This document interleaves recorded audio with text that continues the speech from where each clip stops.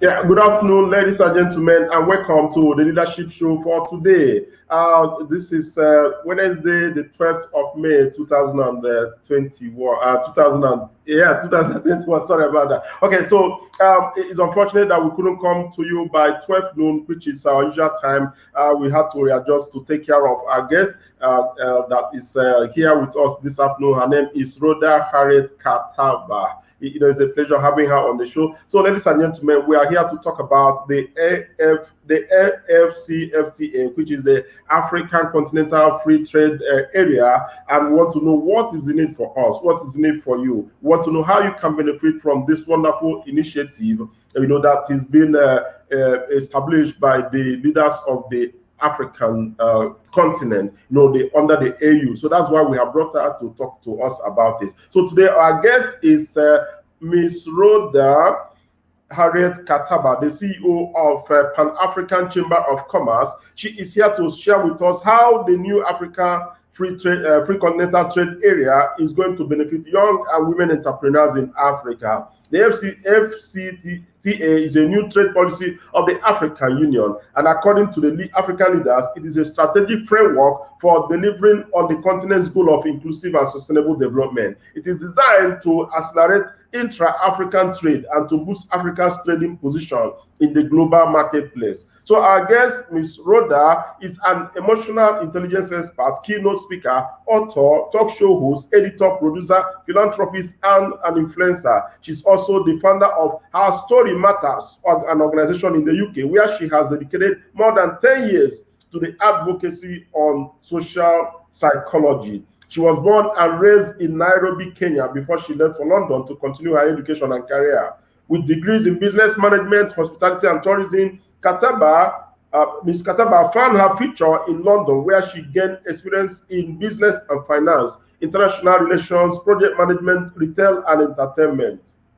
Working at Ben TV UK, she quickly found her voice while reporting on women's equality and on the subject of racism, two causes that are so dear to her heart. It was then that she realized that the voices of women in Africa, Great Britain, and from around the world could all benefit from a foundation with the purpose of telling their stories to find purpose, unity, and fellowship. That was how she founded Her Story Matters in the UK in 2011, and today the project is being celebrated around the world. Mrs. Harriet was awarded the Transformation Award by Wisdom for Women International. She's been celebrated as a mentor by the Wise Women Award for her commitment to women and children. The ERPA Leadership and Entrepreneurial Foundation also recognized her with the Emerging Leader Award for her commitment in uniting women around the world through social media.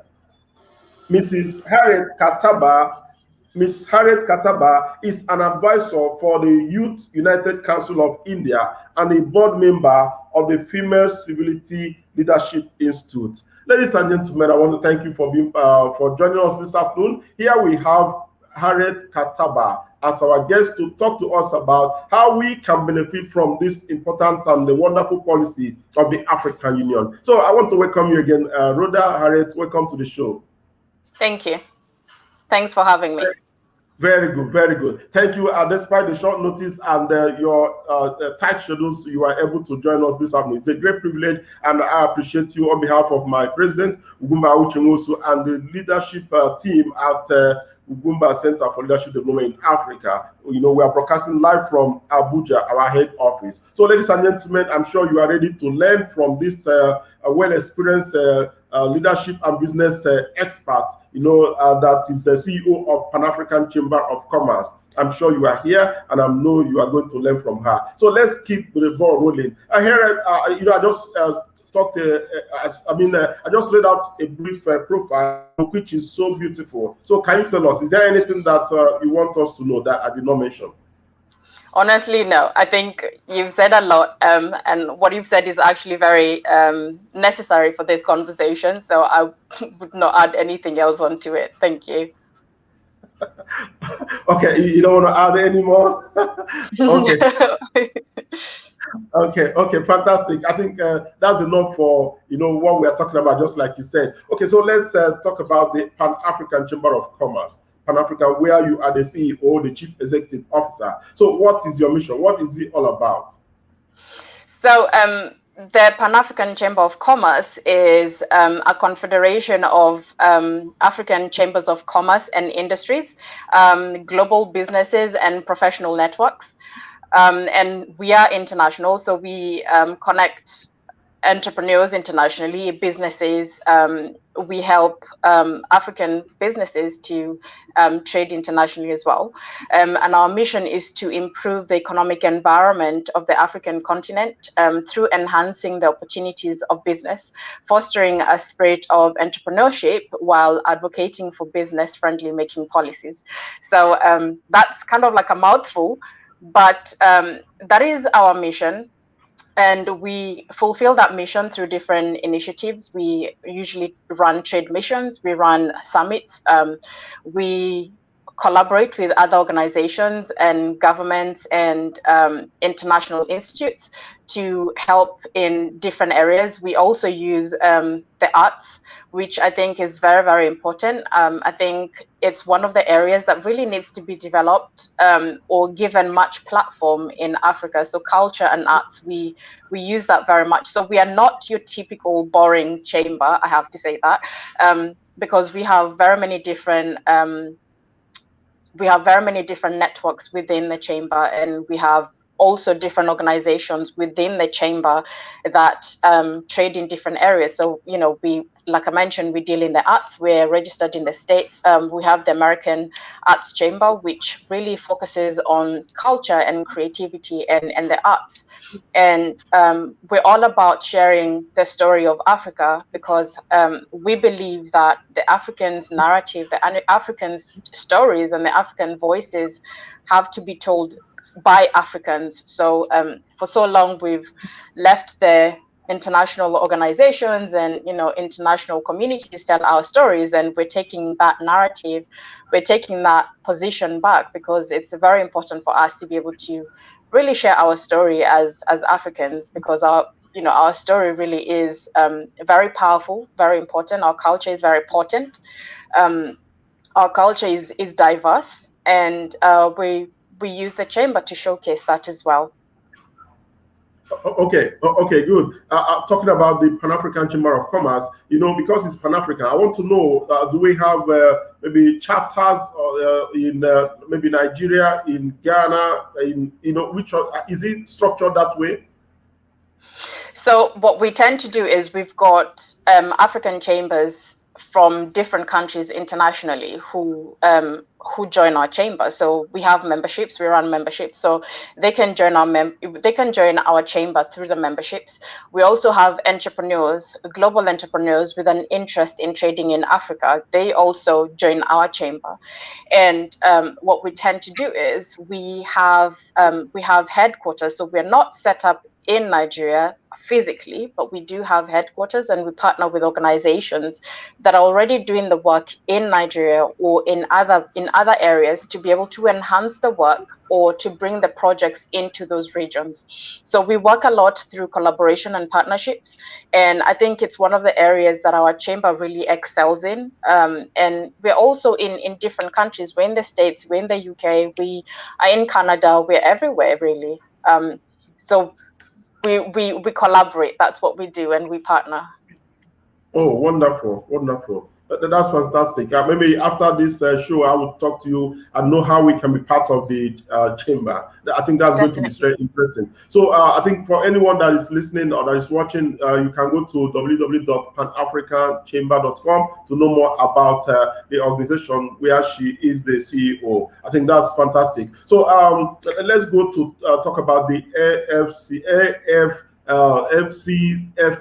Good. So Rhoda, we have heard so much about the AfCFTA, which is this initiative by the African Union, you know, to kind of liberalize the economy and then to also increase trade within the African continent. So can you tell us what is it exactly about?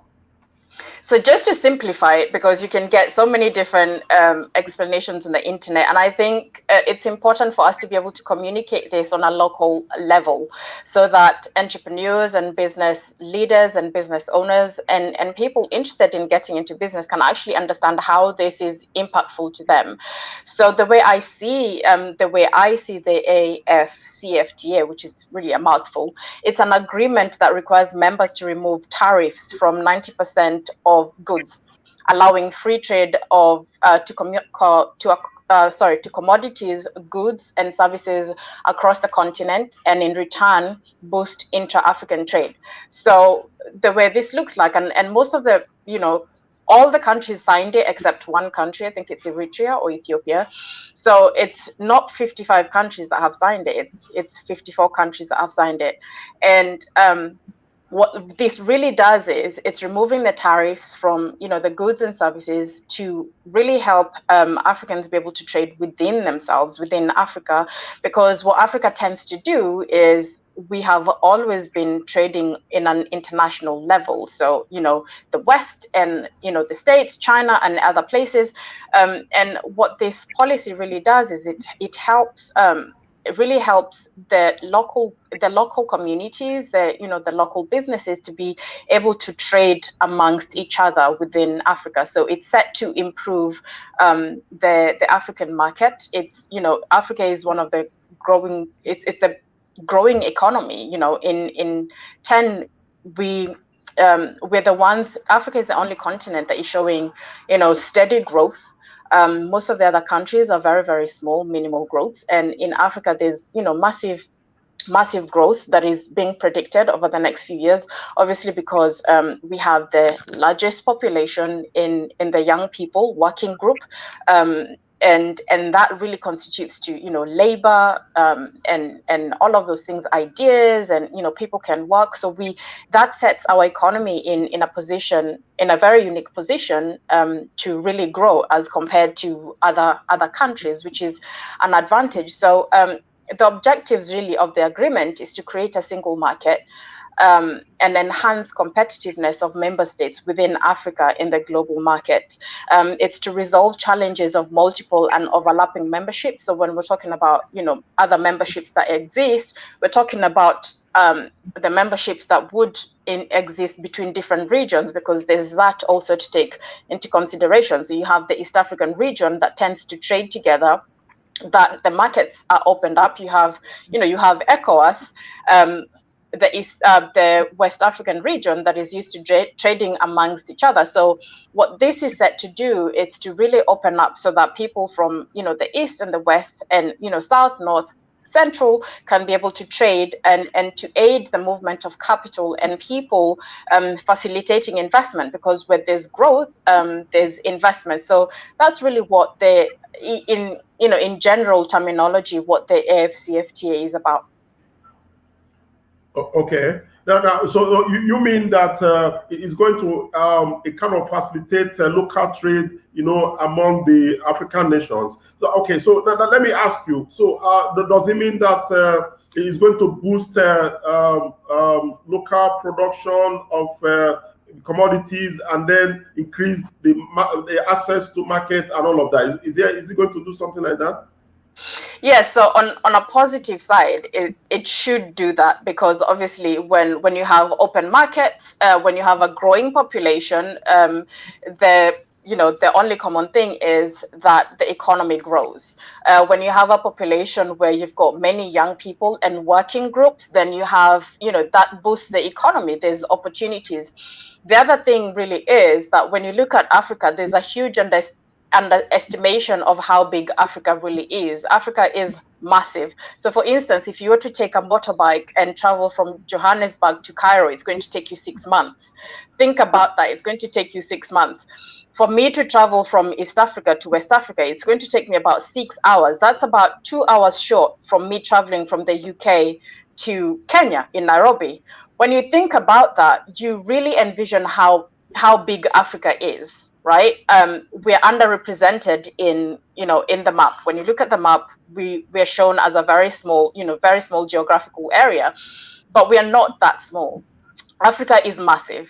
And when you think about how massive Africa is, when you think about the opportunities present themselves. When there's a growing population, the opportunities present themselves because you have a huge number of people who are, are creative, who are going to be creating opportunities.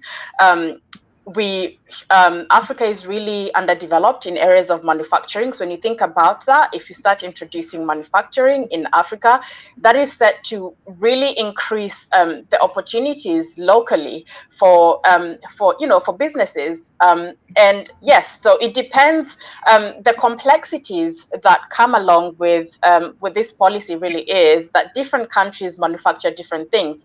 So as any policy, and this is what I like to tell people, when the EU decided to trade together as a unit, it took them a while to put together, specifics. So it's going to take a while for Africa to put specifics, because you can't compare the size of Europe and Africa. Africa is massive. You've got how many countries in Africa? You've got how many people in Africa? You've got how many businesses in Africa? And different regions have got different policies. So governments are obviously going to be working towards creating a way of ensuring that people can trade locally and can trade internationally. There's, products which are, countries which have particular products and other countries do not have. So we have to go into specifics, and this is going to take time. So anyone thinking about this and thinking, oh, it's not going to work, well, it will work. It's going to take a while to put things into place, but it will work. So we have to really keep that in mind. But the opportunities are there for small businesses, for entrepreneurs, for the youth. There's massive opportunities.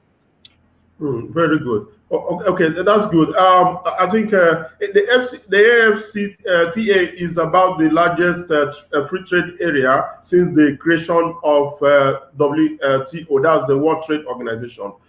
So is it a good news for us as Africans? And then does it confer on us any advantage over other free trade areas around the world? I think it offers a huge advantage. When you think about the UK is really trying to do business with Africa, and it's not just the UK. The United States, China, obviously, many of the nations are trying to do business with Africa. And you have to ask yourself, why do they want to do business in Africa? Why are they investing in Africa? And it's common sense. You don't invest where there's no growth. You don't rush where you don't expect growth. So they see the potential that is there. So according to the World Bank, the new market created under the free trade area is estimated to be as large as 1.3 billion people across Africa, with a combined GDP of $3.4 trillion. So when you think about these numbers and these figures, they're huge. And this has the potential of lifting up to 30 million Africans out of poverty. We didn't see this with the World Trade Organization, but this is a possibility with the free trade announcement. So I really believe that it's going to make a huge difference, especially to women and to young people, because as we know, young people are coming up. Job creation.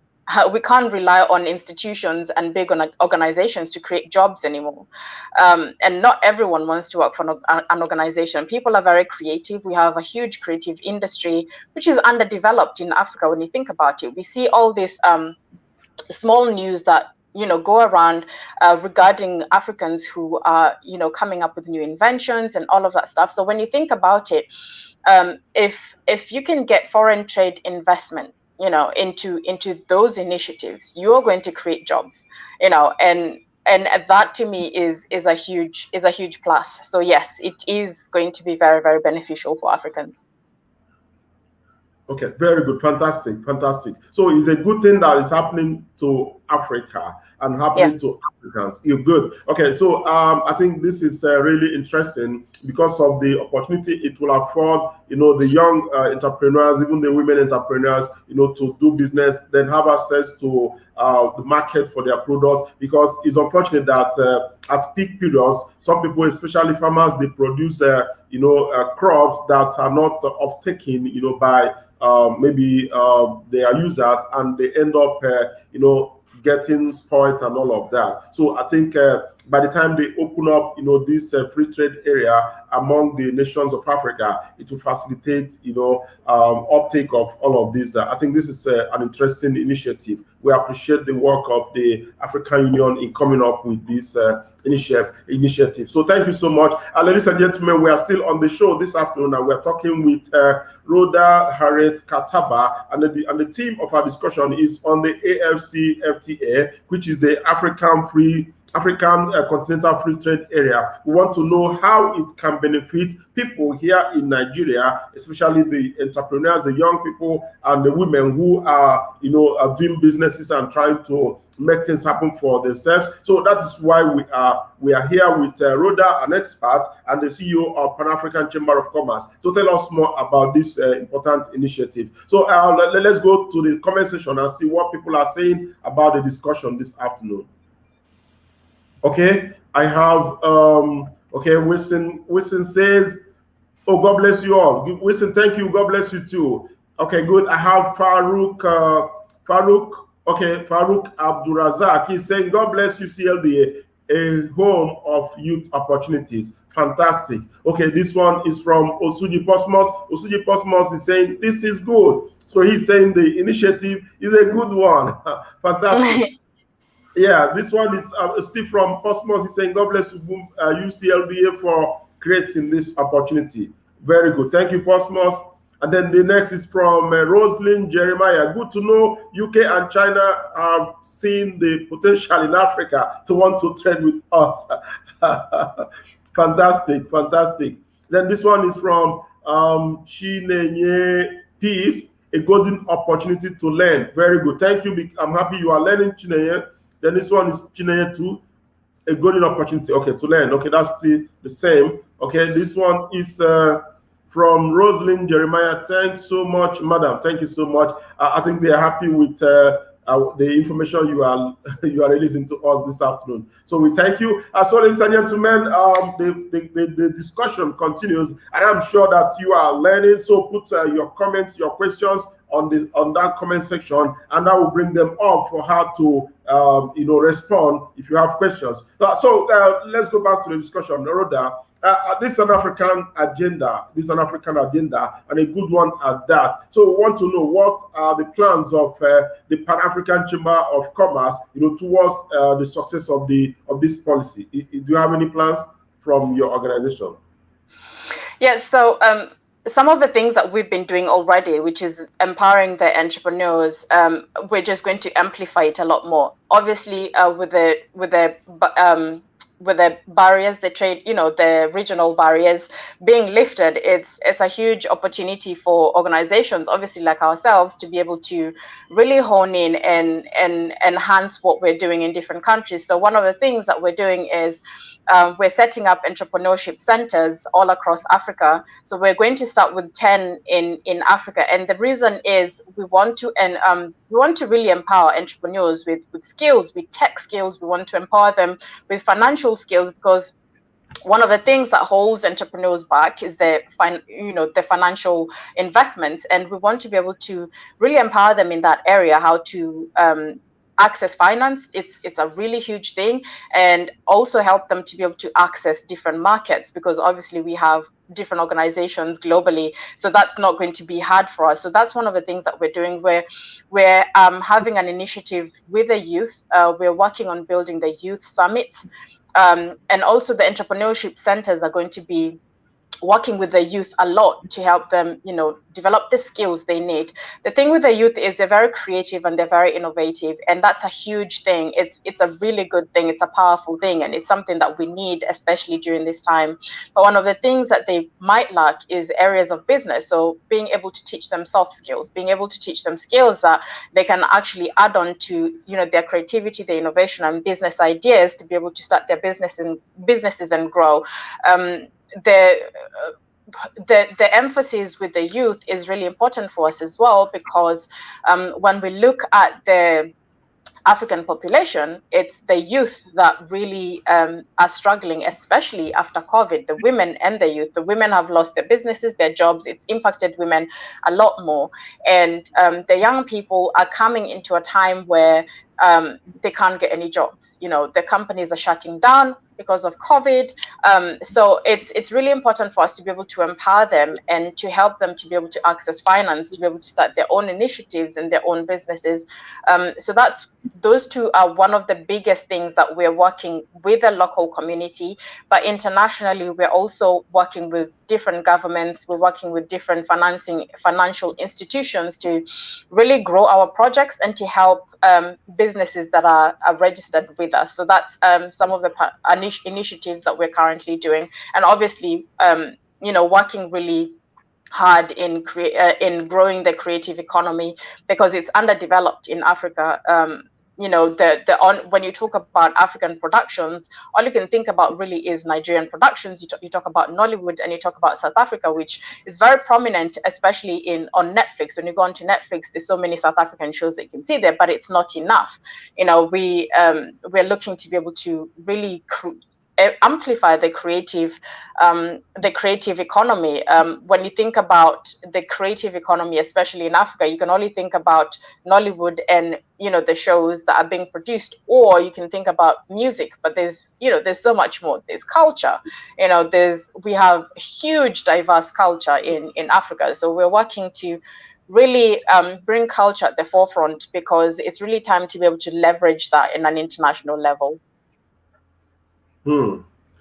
Fantastic, fantastic. What caught my attention is when you talked about trying to set up enterprise development centers across maybe in some selected countries of Africa. And here we are. We've been working with young people. We have been doing the thing that you say you are going to do. So do you see a collaboration opportunity with us?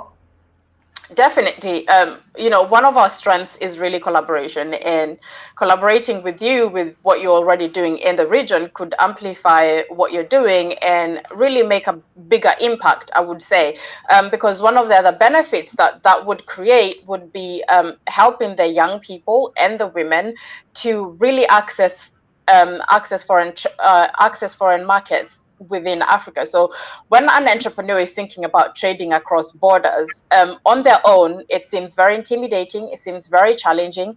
But when we foster these networking opportunities and we facilitate this introductions, and we facilitate really for them to be able to trade. So entrepreneurs really need that. Small business owners really need that. They need to be able to really plug into the supply chain. We need to be able to plug into the systems. We have the systems within the chamber that really the entrepreneurs need. And I think it's also one of the things that make us really unique, because we have those systems, and we have those ecosystems within our chamber to help international Africans or anyone ready to trade in Africa to be able to trade with us. Very good, fantastic. I think that's interesting, and I'm sure that my people watching, I think this is a cheering news for them, because they're going to plug into the opportunities that are coming from PAC, that's Pan-African Chamber of Commerce. We're already seated here, and we are waiting for that opportunity, because we have a growing number of young people who are entrepreneurs, and women, not the young ones, now women who are also entrepreneurs. We have a whole lot of them. Just yesterday, we announced the leaders of the women groups, from the 6 political zones. So the women are ready for you. Rhoda, the women are ready for you. And I'm sure you are going to be excited if you get to know the various businesses that they are involved in. It's going to amaze you. It's going to amaze you. And that's one of the global opportunities that we said, and we promised that we are going to bring them. I'm sure that this is going to, interest Pan-African Chamber of Commerce, doing business with us in Nigeria and in other African countries where we also operate. Thank you so much for that. Thank you so much for that. I'm so happy. So let's go to the comment section. I have so many people here waiting. I think some people have questions for you. Let's go take them now. This is from, okay. So Resident is saying, how do we place ourselves appropriately to be able to make business transactions with the foreign market? Did you hear that? Yeah, I'm reading it on the screen. Thank you. So Rosalind, what I would say is you need to consider which region you're in already. I mean, the policy is in effect. It has, it has been signed since, it has been in place since 2019, I think, and it came into effect in January, which means it gave enough countries time to think it over, sign and become active. So most of the countries are active. What I would suggest is to look at the areas which are active, and then as a business, I would ask the size of your business and what you actually trade in, because that makes a huge difference. So if it's in agriculture, for instance, I'm going to plug in the chamber again. We already have an agricultural committee which facilitates all of this, right? So within our chamber, we have these ecosystems that can help people to access foreign markets. So my question would be, what is it that you're trading? What region are you thinking of trading? And I would say, as a small business, you would not be able to have that information at your fingertips. Another thing that you could actually do is look at the AfCFTA website. They I think there's a way you can join one of the networks. So if you cannot do it, just let Remy know, and I'll pass your name and your details and your bio forward, and they can add you within their network, so you can be plugged into that network. That will also help you to be able to really network with other people and find out more about how it affects your particular region. So I think that's what I would be able to to say with regards to this, because it's very complex to know how you can trade when I don't know where you are and what you want to trade and how you can plug into different areas. So that's what I would say. Very and good. Then when you speak about foreign market, are you talking about international, or is it within Africa? So, is it intra within Africa, or is it, in a global perspective? So those are conversations that we also facilitate through the summits that we do. Very good. Fantastic. Okay, this one is from Imani Live.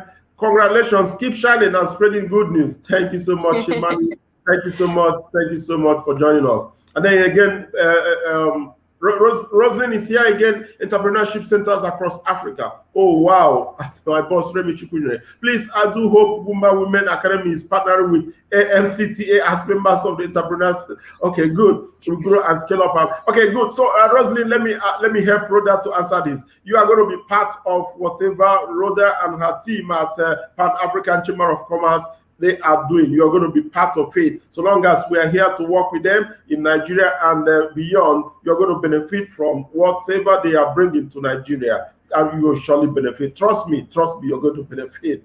Okay, what are you saying again? I agree. We do have huge culture. Okay, diversity. Okay, very good. Okay. Okay, good. This one again is okay. Excited for this collab with Ugwumba. Okay, good. Okay, good, fantastic. Okay, she's happy that we are going to collaborate. Okay, good. So her problem is solved halfway. Thank you, madam, for opportunity. Your doors to Ugwumba. Okay, opening your doors to Ugwumba as a woman, we win big. Rosalind, are you not done? Yes, such a cheering news. Okay, good. So I have Markelistic Estilo. Oh, God bless the founder of this organization. Thank you so much.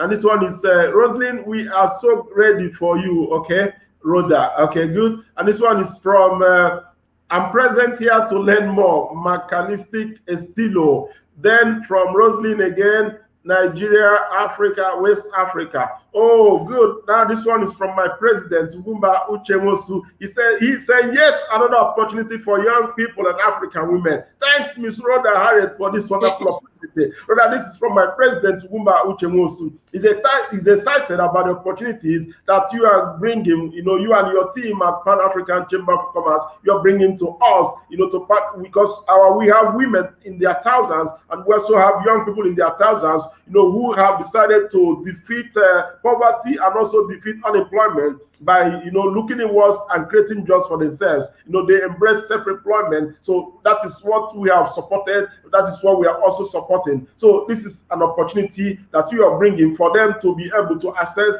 markets across the continent. So we appreciate that. We appreciate that. My boss is happy for that. So this one is from Roslyn again. Intra and international market. I mean, thank you. Intra and international market. Very good. So when she defines the type of commodities or whatever she has, then you begin to know how you can solve her problem. Okay, good. And this one is from Benita. Thank you for bringing to fuse with. Okay. Thank you for the collabo that is coming with Rhoda and co. I think that's what she's trying to say there. Oh, ladies and gentlemen, I'm happy that you are excited about the opportunities that Rhoda and her team are bringing to us, to the women and to the young people that work with us at our Ugwumba Center for Leadership Development in Africa. So let the discussion continue with Rhoda. So ladies and gentlemen, let your questions continue to come, because she's fully loaded to answer all the questions you have, especially as it concerns how to trade how to trade across Nigeria and begin to trade in other nations of Africa. I think that's what we're discussing. So rather, let's go to the issue of sectors. You know, she was talking about trading, and you were asking her what she wants to trade and the region she wants to trade in. So now I want to know, are there any sectors that are more favored in this AfCFTA plan? Is there any maybe agriculture or renewable energy? Is there anything like that? So what I'm going to say is all sectors are open to growth and expansion, because this is going to impact Africa in a very phenomenal way. But the prioritized sectors are business services, communication, financial services, because this is very important, and transport and tourism. But there's also, the agreement is also expected to favor small and medium-sized businesses, which are responsible for more than 80% of employment and 50% of its GDP. So when you think about Africa's GDP, you're thinking about, you know, small businesses, and small businesses and medium-sized businesses are responsible for 50% of it, which is phenomenal when you think about it, right? And it's a powerhouse. So and the small and medium-sized businesses also are really responsible for 80% of employment. So when you think about that, what I want to encourage people is, do not be stuck in a box. If you have an idea, I would say go for it. If you have a business concept, I would say go for it. Because when there is growth, right, people don't know they need something until you provide that service. And that's just how it works. People don't know what they need until you provide that service. So if you see a gap, I would say go for it. There are obviously prioritized areas that I've said, but I would say international on an African level, the opportunities that are available are phenomenal. When you think about the growth that is expected, it's going to be growing steadily for the next 10 years. So think about, in the next 10 years, or even in the next 2 years, what we need in Africa right now is not available. Think about it like that. So this is what I usually say to entrepreneurs. When you have an idea, when you see a gap, and ideas and businesses start up every single day, every single year, businesses are always evolving and growing. So for instance, when you start a business with a particular concept, when you go into market with it, the business grows and it evolves. So I would not be so stuck on areas of priority, because the priorities will change. The priorities that were in January are definitely not going to be the priorities in December. Why? Because the vaccine is now available. In the UK, people can now travel. I know in different countries, people cannot travel, but the vaccines are now being made available in Africa. When you start thinking about that, you know, there's massive opportunities that were not there before. UK is out of the EU with Brexit. Their needs are going to be totally different, right? So we don't know those needs yet until they start having their international trade shows and they start having those summits to start saying, this is what we need. from particular countries. So you need to keep that in mind as well when you're thinking about entrepreneurship, and don't be so stuck in a particular box. And when we talk about travel and tourism, there's so many different areas we can talk about with regards to transport and tourism, right? And that's just within one sector. When we're talking about tourism, we're talking about culture. There's so many things you can introduce within tourism that involve culture. When we're talking about communication, there's so many different forms of communication, right? We're looking at the internet. Different countries are speaking about having free Wi-Fi. So we're going to have so many barriers that were there before being lifted, and the opportunities are going to be endless. So that's what I'm going to say to people. Don't get so stuck on the areas that they mention. If your idea is not within that area, I would say still open your business or do whatever you feel that you want to do, and scale it up and keep changing with the needs that arise. Okay, good. I remember last time, just last week on the show, I had a conversation with Professor Dilip, and we were talking about venture capitals. He is saying you don't need to rush for venture capitals, especially at an early stage. So I'm talking about the local production and in terms of this AfCFTA policy. And then you also talked about the access to finance and the training that you are offering. So how am I sure that this is not like bringing venture capitals, for the young entrepreneurs? Did you get a question? Yeah, I think when you talk about venture capital, it depends with what sector you're looking into. There's some sectors that need the venture capital. When we're talking about innovative and creative technologies coming out, you will need venture capital, because there's no way you're going to get into product and market without venture capital. There's so many risks involved with creating something that is new, especially in the areas of tech. There's so much money that is required when you're developing a product, and what happens actually when you're talking about technology is what you have as a prototype. Once you get it into market and test it, there's so many modifications that happen after that, and you need capital in that length of time. So venture capital, what I would like to say to people is there's some instances you will need venture capital. There's some instances you will not need it.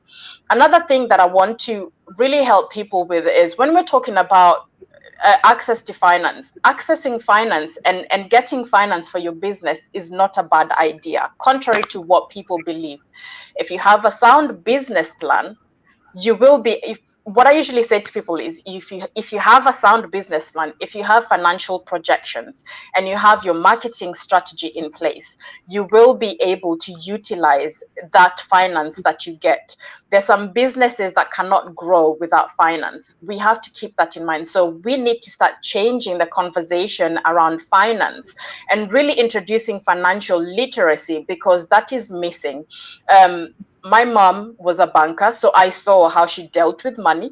I saw, for someone who works in the bank, she took so many loans in her time, and I just never understood it. But with those loans, she was able to buy so much land. She was able to build houses, which within a short period of time, the loans were paid back. So it just depends with our financial literacy. We need to really implement this, because when people go to school, we learn about business. What I learn about finance in business school is not what I would learn about financial literacy. It is two completely different things. There is the study of the book, and there's the streetwise, and there's being able to understand, this is how much money I want to make, this is how I'm going to make it, and this is how much money I need. It is very important for us to start bringing financial literacy, because this is one of the things that I'm very passionate about, and I'm going to also be speaking about, we're going to be addressing through the chamber and in the centers, because it is important for women to have this information, especially in Africa. It's only about 56% of women have bank accounts. That is ridiculous when you think about it. When we talk about accessing accessing finance, when we're talking about accessing loans, they do not go for loans. Why? Because they don't have bank accounts already. The second one is they don't have information they don't have financial literacy. We were having a discussion with the policymakers of AfCFTA, and we were talking about the policies, and we were talking about the hindrances that women especially experience when we're talking about this. And one of the things that one of the policymakers observed was at the border of Cameroon, women were trading in less quantities than men. And we were exploring why was that the case. And one of the things that we found is because men go for the finance and the women do not. So we need to really teach women financial literacy, because getting a loan is not a bad thing, right? You can get a loan and you'll be able to pay back the loan, right? So we need to be able to teach that. So when people talk about venture capital, I am so much for it, because I understand what capital does for a business, right? We have there's an event. It's a Commonwealth event. I'm going to send you the information so you can share it within your network, because I think it's so important for people to be part of this conversation. It's a women entrepreneurship forum, and on the 14th. On the 14th, I'm going to be part of a panel that talks about accessing finance. And within that panel, we're going to talk about accessing finance from the perspective of Black women, Asian women, what is considered as minority, though I don't think we're minority. By 2025, I feel 1 in 5 in the population is going to be African. So I think we're not minority as they'd like for us to think of ourselves. We're not really minority. We are going to be the majority soon. So one of the things that we're going to talk about is accessing the challenges that women face in accessing capital. And I think it's an important conversation to have, because if women really had this financing, the businesses would be a lot more. So think about it. If the 56% of women in Africa that are contributing towards, so out of 100%, we're thinking 100% is globally. 58% of that 100% is coming from Africa, and it's African women. So if we helped African women, right, to have access to finance, just that, even without increasing the number, if we helped that 56% to have access to finance, right, can you imagine how much growth we will have in Africa just helping the women get the finance? We're not even talking about the youth yet. So we shouldn't shy away from talking about money and finance. We should remove all of those mindsets. It's one of the things I'm very passionate about. So it's a conversation we'll be having, and I invite your members to actually tune in, because it's a free event that we're doing online. Very good. I will remind you about it, definitely. I thank you for that contribution on venture capital. And again, I remember also during that conversation, we also looked at the differences between the venture capital and the loan programs. And then we agreed that for a startup, it's better you go for a loan, than taking a venture capital, because you may lose control over your business at that early stage. Now, but if you have gone to market, and then when venture capital lists come, they will be begging, to put their money, instead of, you begging them to collect money and then lose control over your business. So that has been established, and we are happy for you adding your voice and the clarification that you have also made. The truth is about it is that all the businesses we celebrate today, none of them started and grew without accessing any form of capital. Just like the Dangote, yes, just like the Dangote we celebrate here in Africa and in Nigeria. The banks, they do business with the banks. The big companies, the big corporations, they do businesses with the banks. So that is one of the messages that we want the young people to hear, because it's not a bad thing to take loans. We're not talking about venture capital at this time. We're talking about loans, so that by the time you grow and your innovation is something that will attract venture capitalist companies, they can come and then put their money, and then you do business with them, and go global, using their funding. Okay, that's good. So, ladies and gentlemen, we are still talking talking about how you can benefit from this important initiative, that is going to open up the market for the entrepreneurs across the African continent, so that you can do business, and then the single market, just like she called it, the single market for everyone in the African continent. So we are talking with Rhoda Khataba. She's the CEO of Pan-African Chamber of Commerce. And it's been really interesting and wonderful, going by the feedback and the comments that we are getting from our audience. So let me go back to the comment section and see what people are saying, and let's know if there are questions for you to answer. Okay, this one is from, oh, so many questions, so many comments.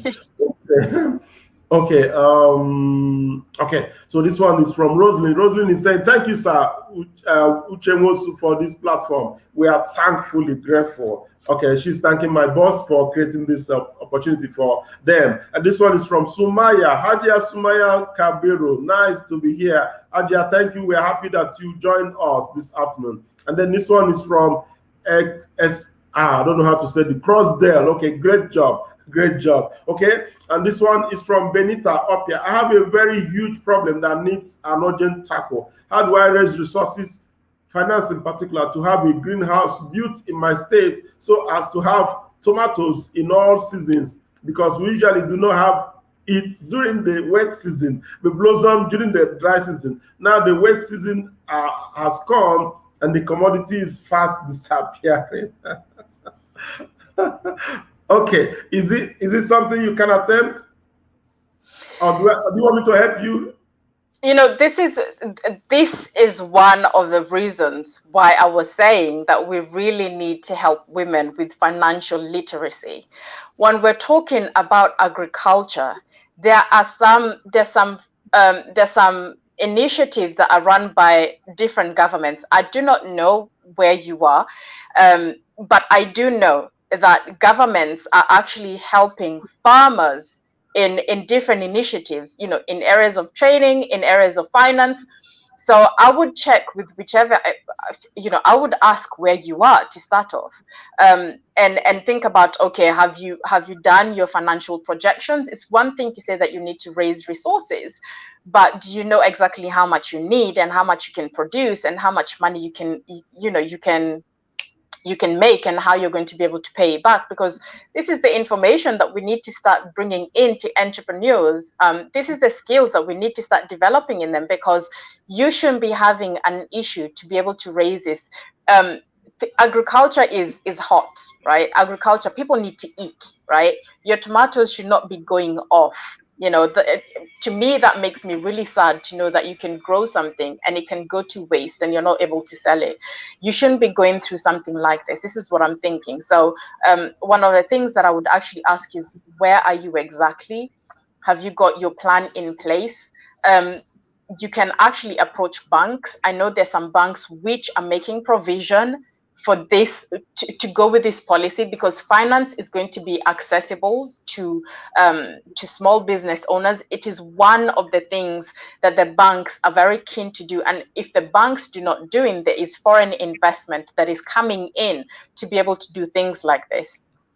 So these are things that we actually address in the chamber through the committees that we have. I did mention that we have an agricultural committee that actually deals with things like this. Okay, let me just add to what you have just said. I think Benita says she's watching from Bayelsa State. Benita, I think there are so many central bank of Nigerian funded projects, like this, that you can key into, especially using NISAL. I don't know if you know about NISAL. You can chat me up, then I will give you the links. NISAL has loans for farmers.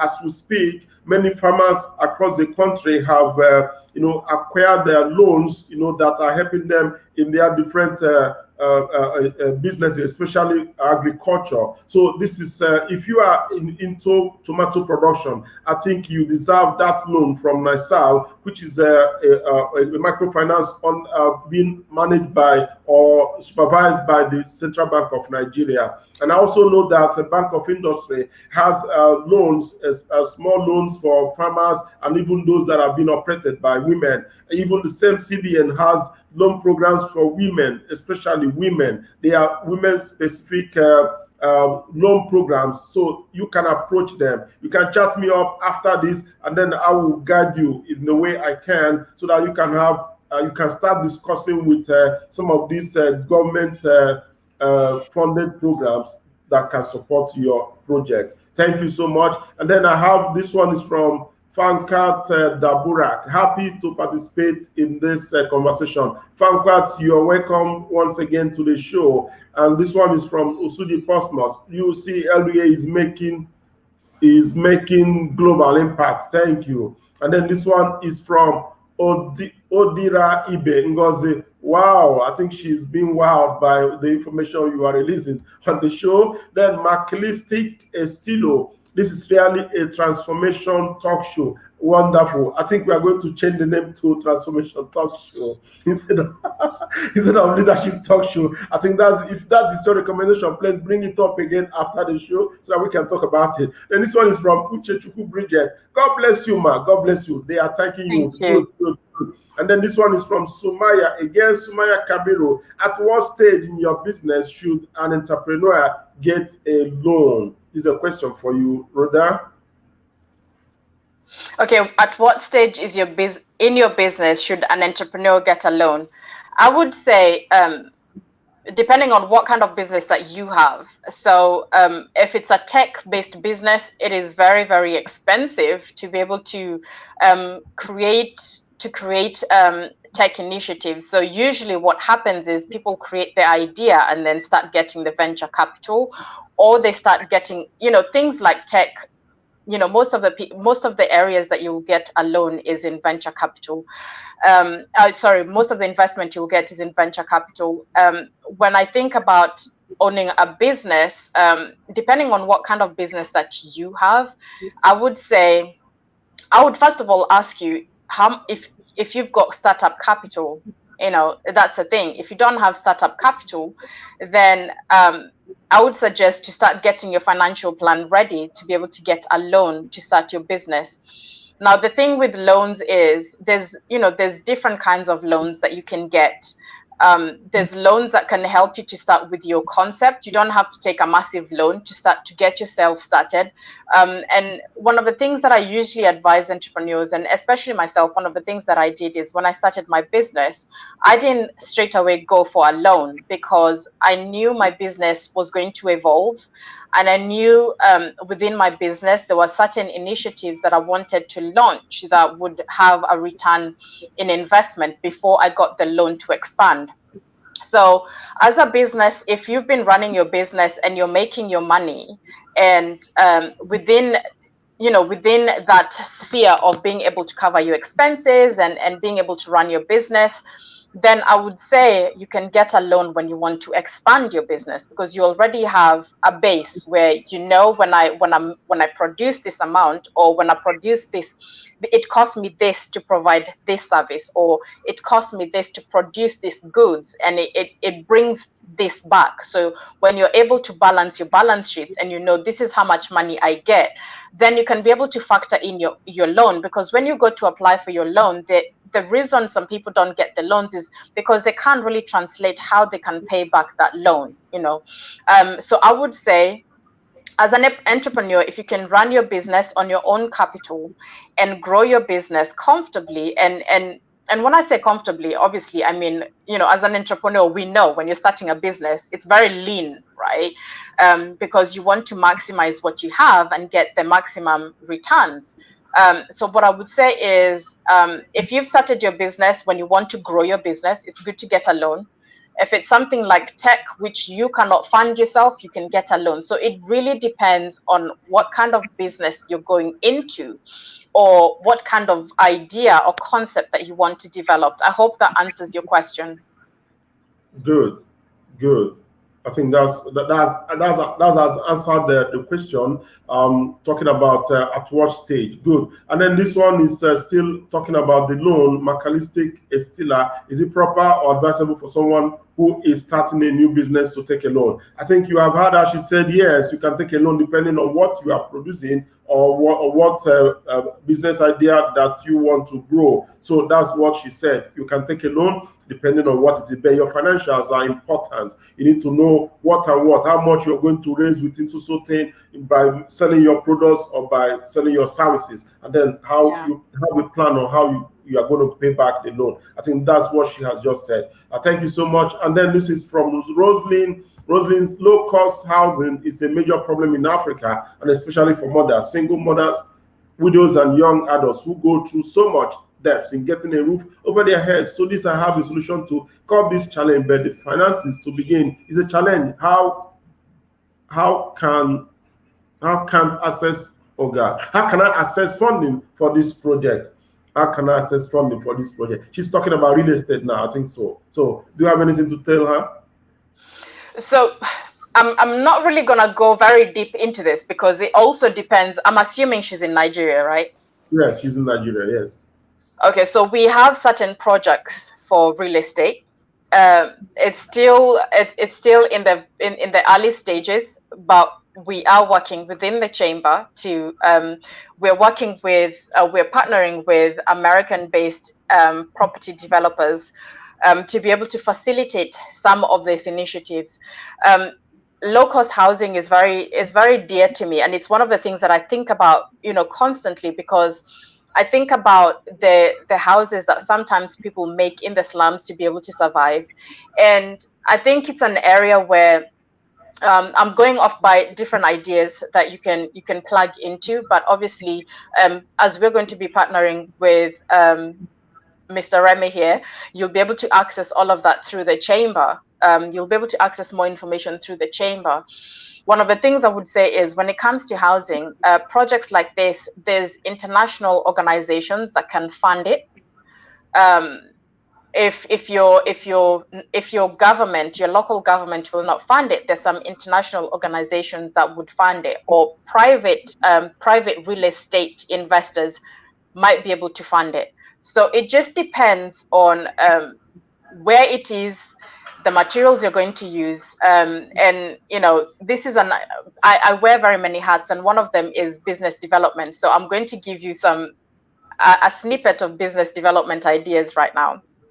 So one of the things is to think about when you're thinking about low cost housing is think about when you think about building it, what materials are you going to use? Are they sustainable? Are they going to promote the climate change agenda? So think about those things, because if it's going to help with climate change agenda, you can be able to plug into the money going into climate change. So that's another area that you can actually think of looking into. I think I'm gonna stop there with the real estate, but it's something that we're also working on within the chamber. Good, fantastic. Fantastic. This is interesting. We have a lot to offer. That's what you mean. So she has a lot to offer. And ladies and gentlemen, if you want to be part of, or if you want to know more about the Pan-African Chamber of Commerce, go to panafricanchamber.com. The website is scrolling on the screen. You can go to Pan-African, PANAFRICA chamber.com. Go there and see more about the Pan-African Chamber of Commerce that she's talking about. They are the ones that are going to partner with us. So it will be advisable you go ahead of time and study what they are into so that you can fit in when they begin to work with us. Thank you so much. And that is also what Benita Opia is saying. Thank you so much for letting her know about how she can do her tomatoes, preserve them, and then raise money during the wet season. I think that's what that project is supposed to be. And then I hear this one is from Annie Okwonu Chinyere. Annie Chinyere, this is awesome. This is awesome. And again, from Rosalind. Rosalind said, yes, I am talking about real estate. Very good. So when you talk about low cost housing, we know you are talking about real estate. We know you are talking about. And then Rosalind again, okay, Rosalind is saying, thank you so much, Mrs. Rhoda. Those insights were helpful. Thank you so much. Thank you so much. Just like she said, if you want to plug into the climate-friendly climate-friendly real estate houses. There are funds for them, just like she said. So you now begin to talk about the design of your house, how you want it, smart city or whatever. So those are the things that that can help you attract support from international agencies. Then this one is from Macalistic Estilo. Let's say you have so many business ideas, but you have no finance to establish them. How do you go about establishing idea? Okay, did you get the question? So yeah, so this is one of the things that we actually, when we're talking about teaching skills and everything else, this is one of the things that we also talk about, because it is a process from idea to business development. So we, you know, one of the things that the centers will be doing is helping individuals like yourself who are interested, who have different business ideas, to be able to go from idea concept to the actual business, you know, from concept to business. So one of the things that I would probably say is, if you don't have finance, one of the things that I do is I look at the project that, you know, you've said you've got many business ideas. What I would say to you is you need to at least choose one, because you cannot launch more than one business at one go. I mean, you can, but it's going to be stressful, especially if you have no finance. Then I would look at the one that has the fastest return, right? So if it's selling goods, you're getting your profit a lot faster, right? So look at a business idea that has the fastest returns to start off with. If you've got so many different business ideas, establishing a business from concept to business should not be difficult if you narrow it to one, right? So let's say as an individual, I want to be able to maybe make products to sell. So it could be clothes. I want to make clothes to sell. So I'll have a look at, I'll think about, what do I need to make that product? So I need sewing machines, I need threads. Look at the ingredients you need to be able to put your business together, right? That's how you're going to know your startup cost. When you know your startup cost, you will be able to figure out which business idea is best to start with based on how much money you have. Because if you have an idea, whether you're going to go and look for finance or not, you need to know how much money you can make from that business before you even ask for money for that business. So as so let's imagine, if we can, that I'm someone who wants to give you money to start your business. And I hope these ideas will be able to help you to kind of like start from where you are.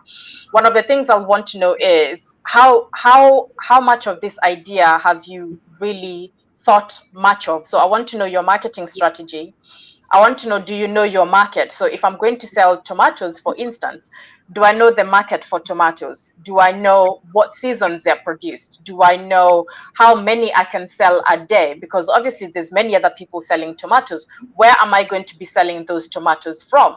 Right? Because if I don't know where I'm going to sell it from, then I can't give you that money, because you haven't studied that market enough to be able to give me that information to give you the money. So you have to show me that you can make that money back for me to give you that money.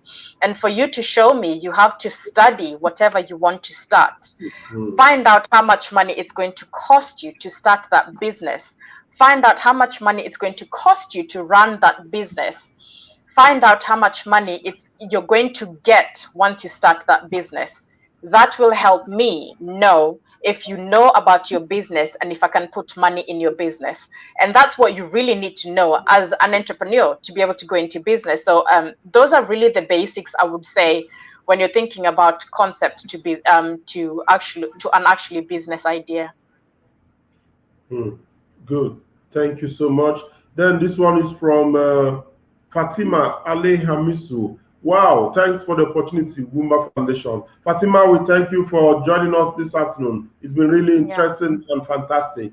even though you just came late, but it's been wonderful. So let's go back to the conversation. So many comments and so many questions. Oh, I've not asked you about the challenges, and this is over 1 hour we've been on the show. So quickly, what are the challenges? What challenges do you envisage that the AfCFTA will face in the future? Anything like that? So one of the major ones for me personally is the border policies, because different countries have got different border policies. So this is something that they will need to really take into consideration and really work with the governments of those countries to make it possible for the entrepreneurs to be able to trade. So you've also got poor infrastructure. We're talking about roads, communication. when you're calling someone across the border, or you're communicating with someone across the border, if you get to a region where you have no internet, then that's a big issue, right? When you get to an area where you have no reception, that's an issue, right? So there's poor infrastructure, because you need to be able to trade across borders. Then you need to the need to increase financing, because when you provide opportunities, you have to provide financing. So they have to work with banks and figure out how international banks, local government, and individual banks, how they can work with them to actually help individuals with things like this, and really protection of local industries, because obviously, as this policy is an opportunity for small businesses, it's not just small businesses who are going to capitalize on it. You've already got big companies that are going to really go major. They're going to go they're really going to go for it. So there's that danger that the bigger organizations, the corporations, will get most of the opportunity and choke out the entrepreneurs and the smaller businesses. So all of these things have to be thought out, and checks, balances. And like I said at the beginning, these are things that will take time to process. So we just need to work with what is there now, and everything is going to evolve as we go. So those are one of the challenges for me, major challenges that I see. And also a payment system. How do you pay someone across the border? We've talked about some people not having bank accounts. Are we going to exchange in cash? So the currency is different. Are we going to trade in dollars? So there needs, are we going to trade in what your local currency? So, we have those challenges that we'll need to face. And I think they're going to introduce a payment system that is going to be able to convert the currency for individuals. And I think it's being rolled out soon, if it's not out already. So, that's a challenge that they're overcoming. So it's one of the challenges that I see people having to overcome. Okay. Thank you so much. Ladies and gentlemen, we are still on the show, the leadership show this afternoon, and we're talking about the AfCFTA, which is an African initiative that will open up the continent for massive production and selling of goods across the border, just like she has been talking to us about it this afternoon. And it's something that is interesting because it's going to help young entrepreneurs and women entrepreneurs have access to market for their products and their services. And if you want to know more about us, Ugwumba Center for Leadership Development in Africa, I want you to go to www.ugwumbaleaders.org, www.ugwumbaleaders.org, or on Facebook at facebook.com/Ugwumbaleaders. Then on LinkedIn, you can see us at linkedin.com/company/Ugwumba Leaders. That is where you will see us if you want to know more about us. Thank you so much, Rhoda. You've been talking with us. This is over 1 hour. You said you were going to stay only for 15 minutes. You have gone beyond because it's really interesting, and I know you don't want to go anymore. Okay, so the time is fast spent. So I know you are the founder of Her Story Matters. Her Story Matters. So I want you to tell us about it. What prompted the founding of Her Story Matters in 2011? So I grew up, I always have to remind people that I grew up in Kenya. I might be based in the United Kingdom, but I am African through and through, right? So I grew up in Kenya, and I came here in the UK, and I've been here about 20 years now. One of the things that I noticed when I came here was the societal injustice. Based on the work that I was doing with different companies, I saw that there was a huge gap that women needed to fill. I saw there were huge gaps that women were not filling. So I went on to try and find out why women were not taking up these positions. And one of the things that I found out was because of the societal injustice that they need to overcome.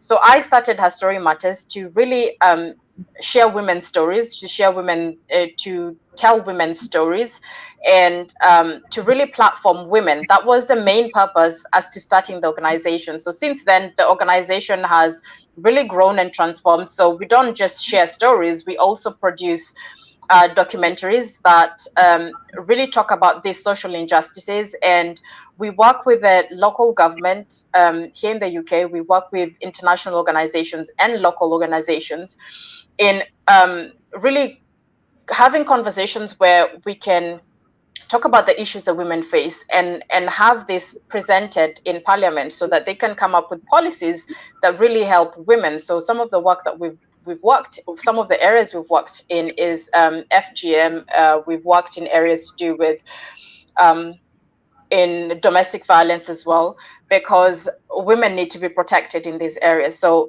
that's the work that we do with international organizations, and also in ensuring safety for women and children. So we do this partnering up with international organizations in Africa to really amplify those voices and to showcase what they're doing, and to also share those women's stories and really partner in working towards creating a safer environment for the young, for children and for women.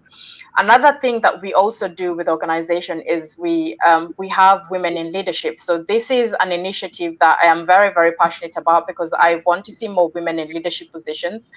And one of the things that we do through the magazine is we showcase women. So we have a Her Story magazine that shares women's stories on the magazine and really talks about different issues that women are facing in different countries, and also celebrating women who are doing great work and connecting women globally, because I love connecting people. I think when we connect people, amazing things happen, networks grow, and people collaborate.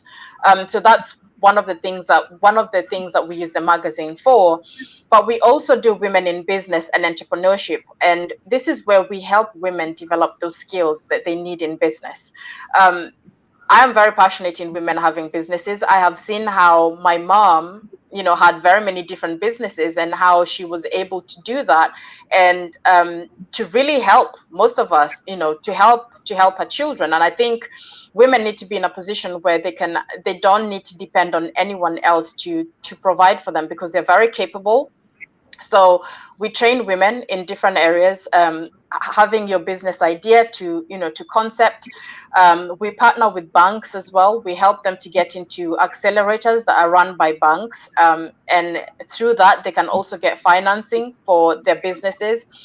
And also I work with international women organizations where, the Female Civility Leadership Institute, where I'm on the board for the leaders. So we also help women to really get into leadership positions, training for women to get into leadership, because really it is important. And I also work with the Indian youth. I'm very passionate about the young people. I love empowering young people, because they are the future, literally. So I'm big on doing that as well. And with Her Story Matters, we're also launching in different countries. So we will be in Nigeria soon. We're launching in South Africa this year, and we're going to be launching in New York next year, because we want to unite women as one voice. We want to be the leading voice of women, because we need to have a place where women feel safe, women can share their stories, and women can be showcased in their wholesome way. So that's Her Story Matters. Oh, Rosalind says Her Story Matters, deep name for an organization. I'm interested to know more, to know about how Her Story Matters. Okay, good. And here again, Rosalind is saying, oh, wow, good to know Her Story Matters. deals with domestic violence. I'm happy to know her story matters as a survivor of domestic violence. Would love to connect with her. Would love to connect with her story matters. Oh, fantastic. And again, this one is from Fatima. Please, if you have questions or inquiry about the AfCFTA, how do we contact you? Okay, Fatima, just get back to me, and then again, like is customary with us, the conversation continues after the show on LinkedIn, on Facebook, and on Twitter, on all our social media handles. You will find the links to this video, and then you can continue your questions and comments. And I'm sure that Rhoda will be there to answer you. And if she's not there, I will get her connected to talk to you. Thank you so much. I think one of the things also is whoever is interested in being part of the network, of what can be done is, and I'm going to check with them, is if they submit their names and their bios and the information to you, and we could pass it on to them, and they can be connected within the networks. There's that possibility as well. But also, I feel like when you're dealing with these kind of conversations, it's best not to go as an individual. It's good to go through an established network already, like what you have. So if she can plug into your network, because we're going to partner with you, it's a lot easier than trying to deal with individual people, because we deal with businesses that have hundreds and thousands of people within, we deal with networks as well. So we work best that way. If she can have her information, if she can plug into your network, so that as we partner, she can also be part of that conversation. It's a lot easier than trying to do things on your own. And this is one of the things that I want to say to entrepreneurs and small business owners. Collaboration is the way forward. Big companies don't get to where they are without collaboration. You have to collaborate. You have to be part of networks. When you try to do things on your own, you will not go far. And it's hard. It really is hard. There's policies to overcome. There's and organizations have all of this information. So you don't need to know this information. All you need to do is speak to someone within that network or that organization and tell them, this is what I want access for. And they give you that information because that's why they're there. So don't try to do everything on your own, please. We need to stop that. As entrepreneurs, we need to collaborate and be part of networks, because that's a way forward. Good. I think, Fatima, you have heard that. I'm happy she's one of the coordinators of the Ugwumba Women Academy. And I know that she's growing a large network of women in the northwest. That's fantastic. Then so that's here. Perfect. Yeah. Okay, Rosalind. Wow, you are so full, Ms. Rhoda, and I'm glad you are coming to Nigeria. I can't wait, Mr. Remy, for this awesome news. I will be available. Thank you so much. And then this one is from Wachuku Andy. Wow, this is wonderful. So good to be here. I learned a lot and I am motivated. Then this one is also from Can't wait. I'm already a part of Ugwumba Network. Thank you so much. Thank you so much. Rhoda, like I told you, we have a fast-growing network of women. We just launched the Ugwumba Women Academy in February, and as I speak with you, we have over 5,000 women that have already signed up. We have regional coordinators, we have state coordinators, and that is a massive, number of women that are ready to benefit from the global opportunities that we have promised to offer them. And I'm happy that you are here with your people to support this thing that we are doing. And this one is saying, Chief Regent, I love that word, network. I love that one. Then this one is collaboration, and be part of network. These things. Please stop the comments. I want to conclude so that Rhoda can let her go. She's very busy. The comments keep coming, but that's a massive feedback that we are getting. It means that what we are discussing is really very interesting and they have learned a lot. So, Rhoda, I know I just have to let you go. This is 1 hour 22 minutes. You never envisaged you were going to stay this long because of the the highly interactive conversation. You were able to do that. It's really a privilege to have you talking to us for 1 hour 23 minutes. We are so grateful, and thank you for the messages that you have released and the takeaways from this discussion. And I'm sure that you are going to come back, especially to do financial literacy. We have been talking about financial literacy, and I know we are going to engage you again to talk about financial literacy, because this is very important as far as entrepreneurship is concerned. So at this juncture, I want to thank you so much for being part of the show. It's been really interesting, really highly educative, and wonderful having you on the show this afternoon. Thank you for the wealth of knowledge and experiences that you have shared with us this afternoon. And like I said, the conversation continues after here. So you go to the link and then answer their questions and continue the engagement. Thank you so much for being part of the show. We are so happy from the Ugwumba Center for Leadership Development in Africa. We want to say thank you for being part of the show. Thank you so much. And remember, the partnership we discussed, we have to finalize so that my women can start benefiting as early as possible. Thank you so much. Thank you so much. Thank you so much. Like I said before, from here at Ugwumba Center for Leadership Development in Africa, we appreciate you. Thank you. Ladies and gentlemen,